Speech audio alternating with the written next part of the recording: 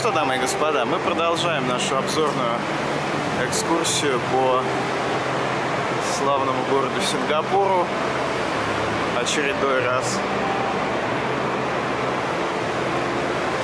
Вот у нас тут университет менеджмента местный. Я вчера его перепутал с соседним зданием, но там было легко перепутать, потому что здания похожие. И там зеленое стекло и некоторое количество лиан снаружи.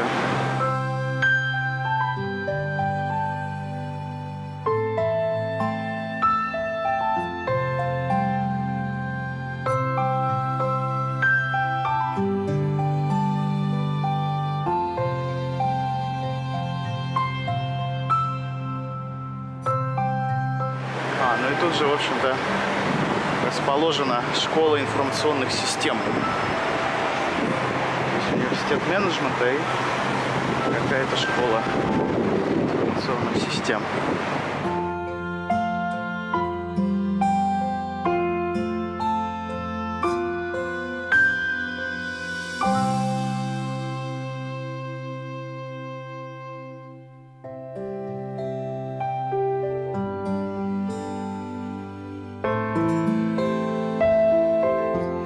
С этой площади, в общем-то, видно даже немножко Мария Бэй Сэнс.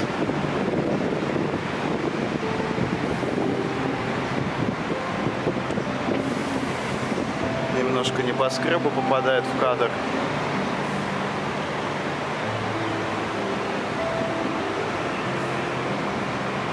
Здание музея, где, впрочем, я снимал в самый первый день, когда Сингапур еще прибыл, там ничего особо интересного нету.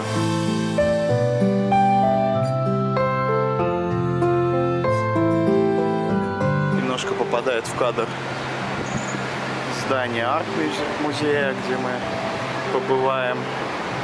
И вот церковь.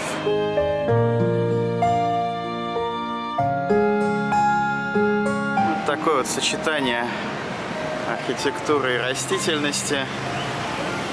Ну что, опять не судьба попасть в музей искусств сингапурский центральный, потому что где-то примерно с ноября прошлого года я все время хожу, значит, вокруг да около, каждый раз, когда, значит, в Сингапур прилетаю, и каждый раз, значит, он закрыт на реконструкцию, то есть, значит, в прошлый раз мне говорили, что да, вот сейчас вот его откроют, все хорошо.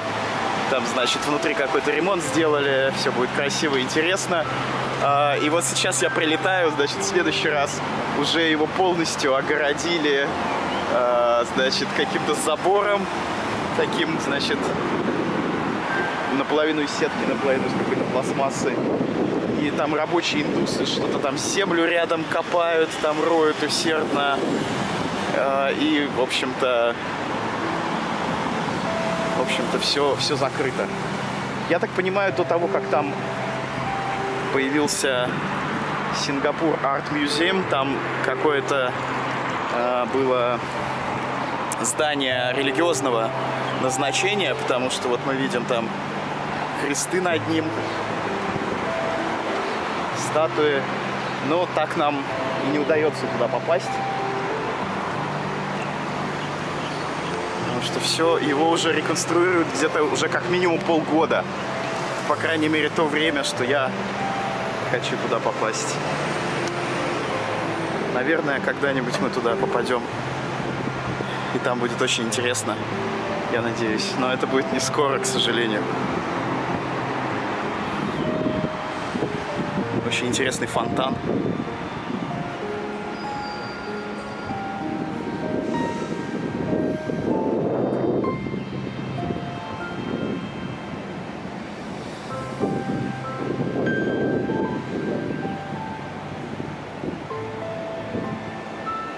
Кстати, здание библиотеки. Вот так выглядит. Вот это библиотека. Но она, кстати, хорошо вписывается в местную архитектуру, потому что здесь рядом тоже несколько таких же зданий. где зеленые стекла и снаружи вот тоже какая-то растительность присутствует. Поэтому я их путаю постоянно. Первое здание — это университет менеджмента. Второе здание тоже какое-то учебное заведение. О, вот, кстати, в соборе Доброго Пастыря опять поют. Там постоянно что-то поют. Я вчера шел, там пели. Еще была проповедь. Женщина читала очень интересную проповедь про то, как Иисус умер за наши грехи. Было очень красиво.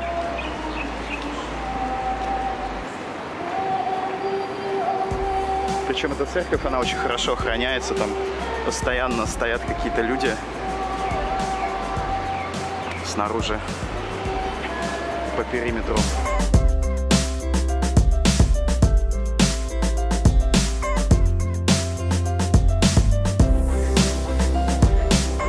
Причем им совершенно не важно, там, воскресенье, это не воскресенье. Каждый день абсолютно. Какие-то песни.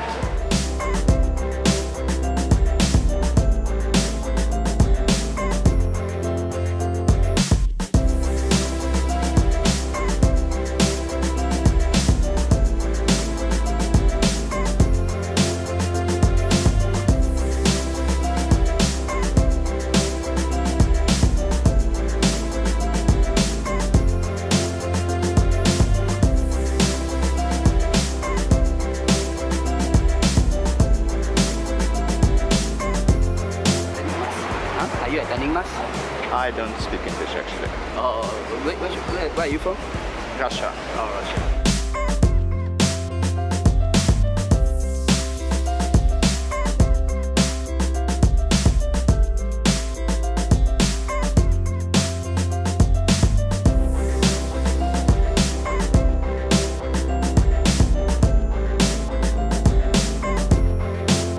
Я притворился, что не понимаю по-английски, чтобы меня с камерой пустили.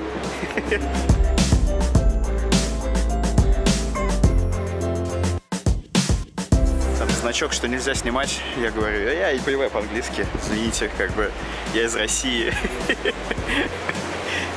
Это всегда прокатывает.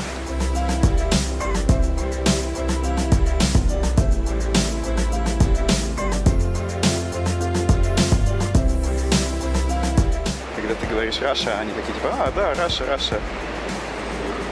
Где это?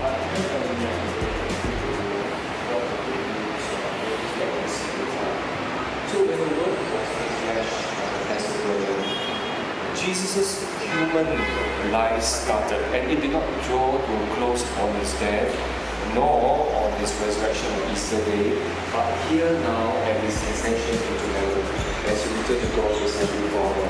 So you can see that the whole phase of Jesus' human existence started from his incarnation and renunciation, and all the way to now the ascension.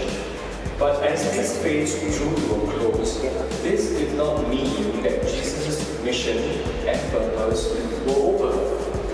No, Jesus' mission and purpose never cease. The work of building God's kingdom never stops as long as there are humans alive on this earth and in this universe. The mission and purpose of Jesus goes on and on. And this is why in our first reading just now, Jesus specifically gave this instruction to his disciples just prior to him ascending to heaven.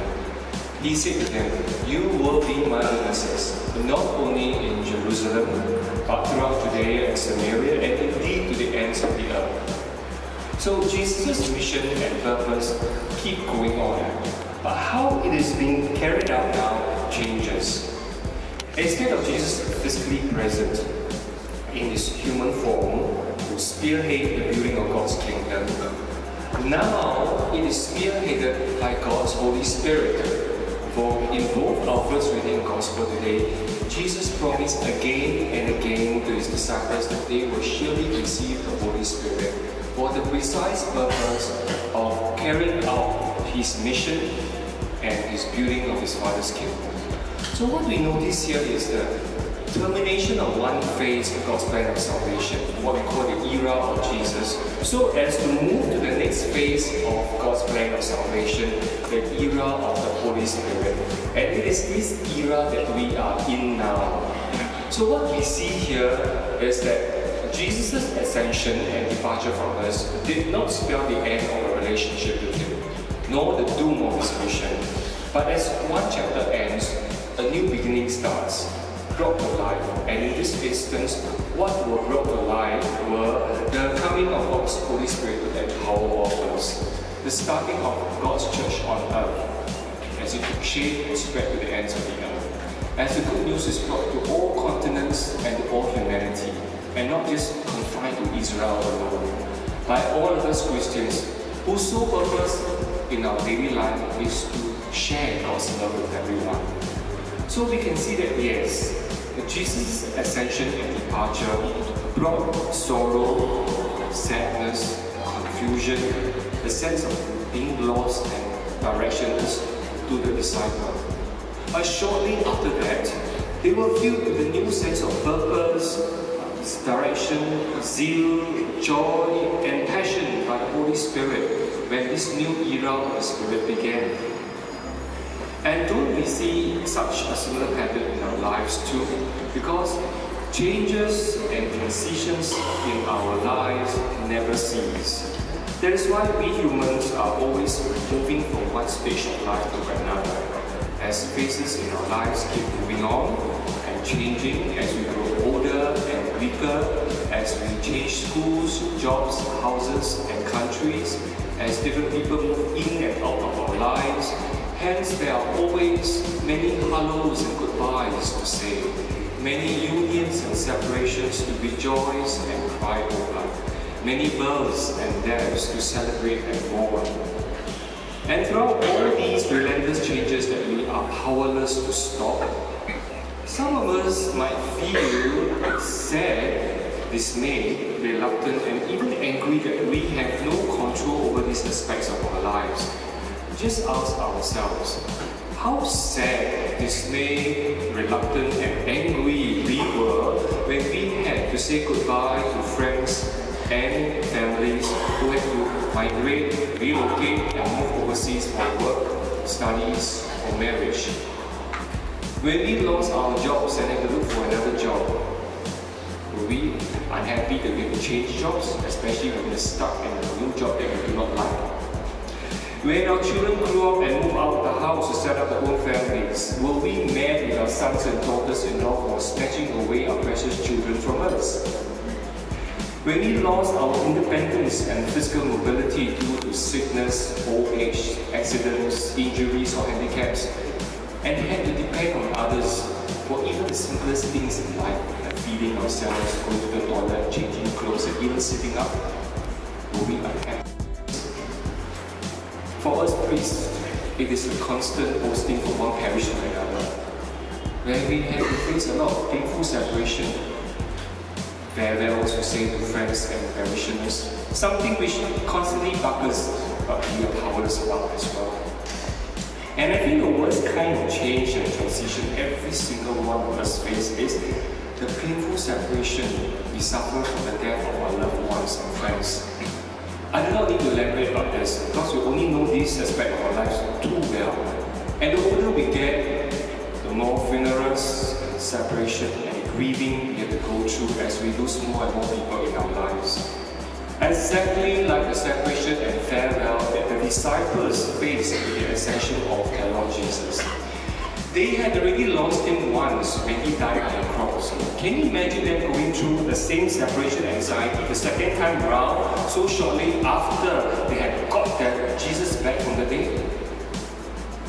But dear friends, let us remember that the departure of Jesus, painful though it was, ushered in the new era of the Holy Spirit, which none of us can deny that it is of utmost importance.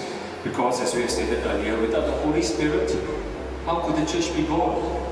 How could the church have grown and spread to the ends of the earth? How could more and more people hear the good news of Jesus Christ, be baptized, be loved, and be saved by God?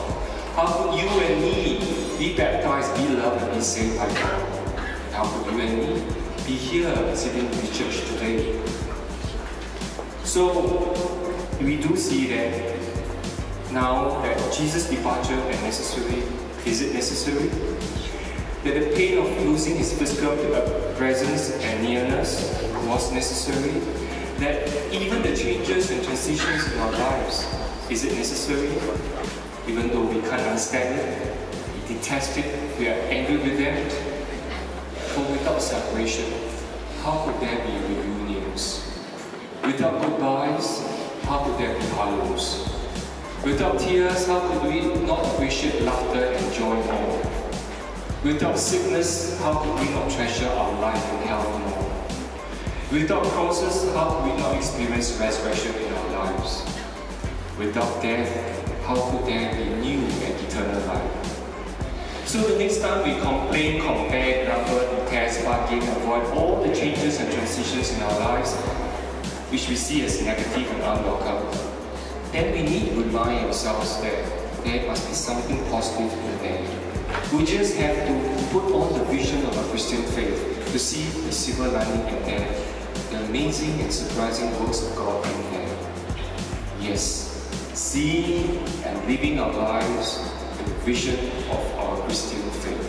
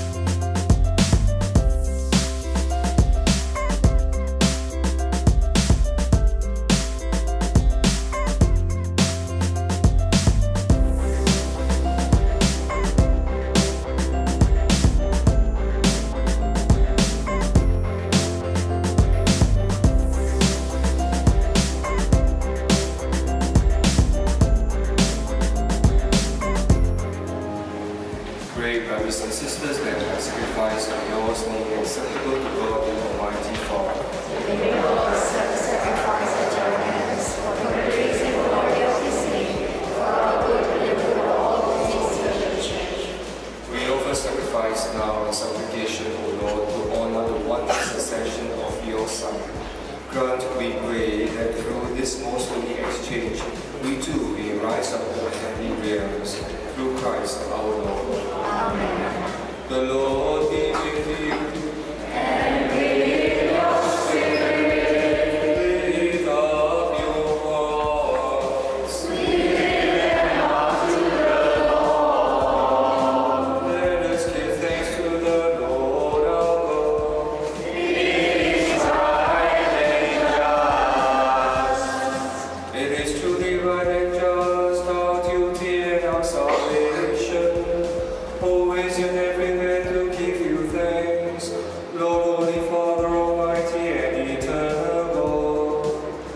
For the Lord Jesus, the King of glory, conqueror of sin and death, ascended today to the highest heavens, as the angels gazed in wonder. Mediator between God and man, judge of the world and Lord of hosts, he ascended, not to distance himself from our lowly state, but that we, his members, might be confident of following Mary, our head and founder has gone before. Therefore, overcome with paschal joy, every land, every people exalts in your praise, and even the heavenly powers with angelic hosts sing together the unending hymn of your glory as they acclaim.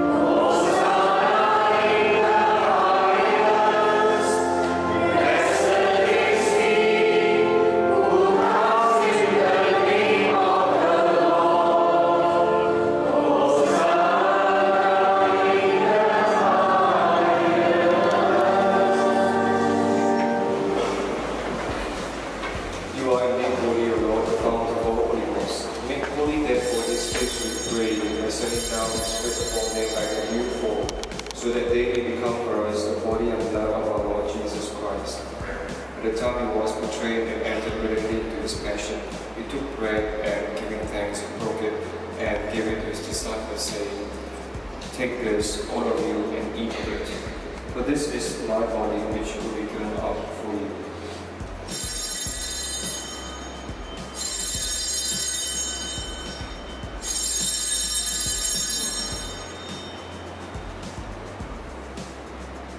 In a similar way, the supper was entered into the chalice, and once more, giving thanks, he gave it to his disciples, saying, Take this, all of you, and drink of it.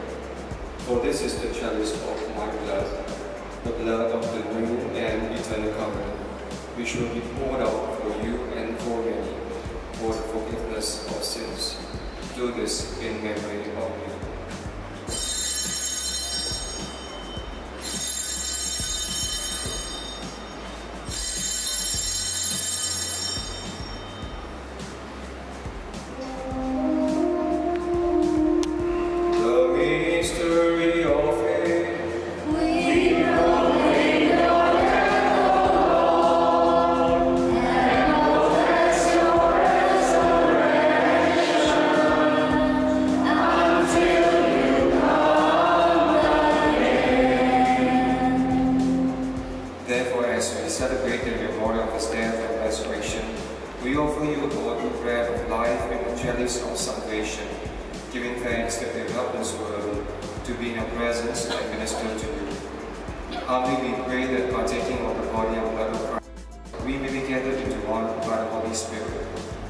Remember, Lord, your church spread throughout the world, and bring her to the fullness of charity, together with Francis, our Pope, and Philip, our Bishop, and all the clergy.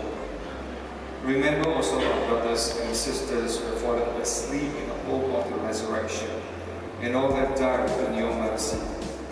Welcome them into the light of your face. Have mercy on us all, we pray, with the Blessed Virgin Mary, Mother of God, with Blessed Joseph, her spouse, with the blessed apostles, and all the saints who have pleased you throughout the ages. We may merit to be co-heirs to eternal life, and we praise and glorify you through your Son, Jesus Christ. Through him and in him, O God, Almighty Father, in the unity of the Holy Spirit, all glory and honor is yours forever and ever.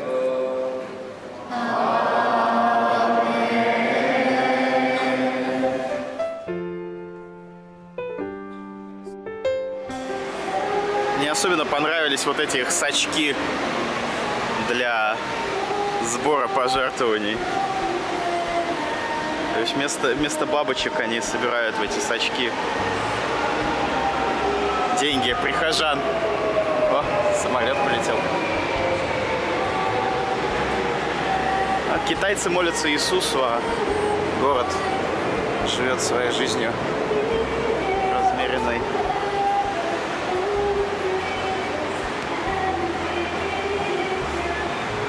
Здесь, кстати, не бедные прихожане. Смотрите, сколько машин стоит. А машина в Сингапуре — это элемент роскоши, а не средство передвижения.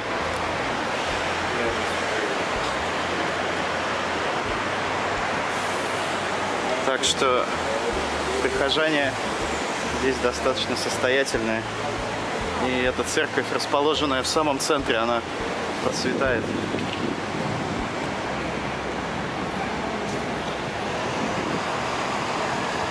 Надо было идти учиться на священника. Заниматься прикладным религиоведением.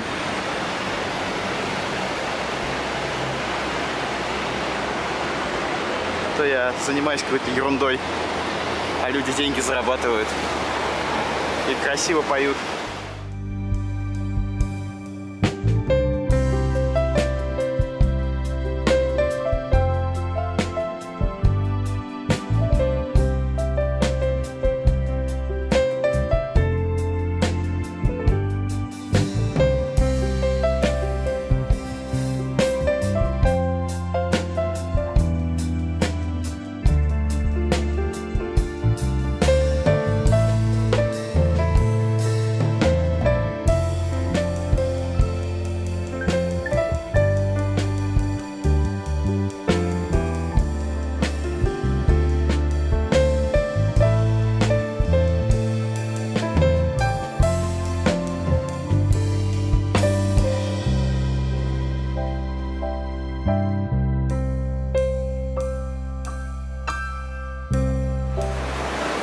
Еще одна церковь в самом сердце Сингапура.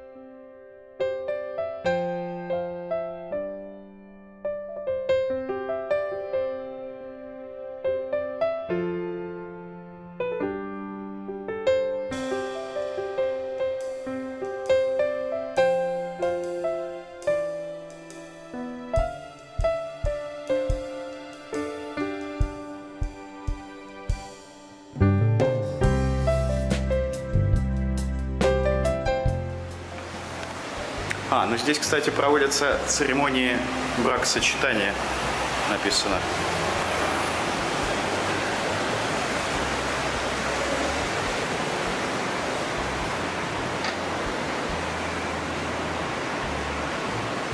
Ну, по-моему, да, здесь что-то такое и было на вывеске, что это... Как это называли в Советском Союзе? ЗАГС.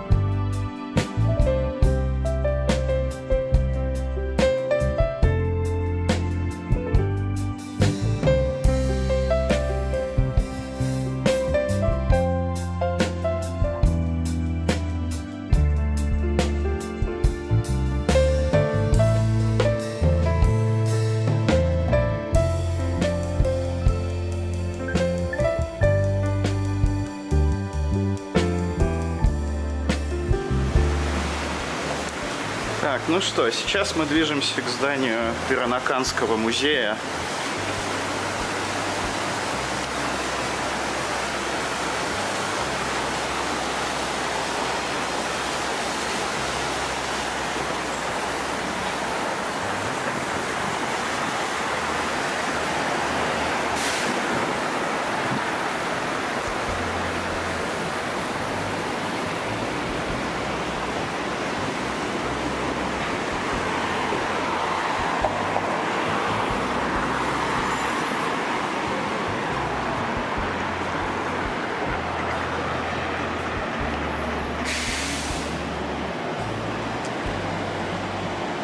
Здание, где мы только что были, оно было построено в конце 19 века.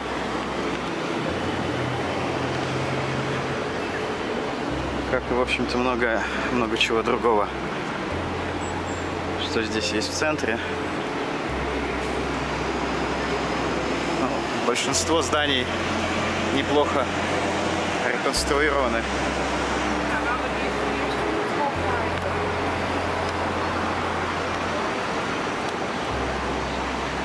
Единственный минус Сингапура, существенный минус, это, конечно же, климат.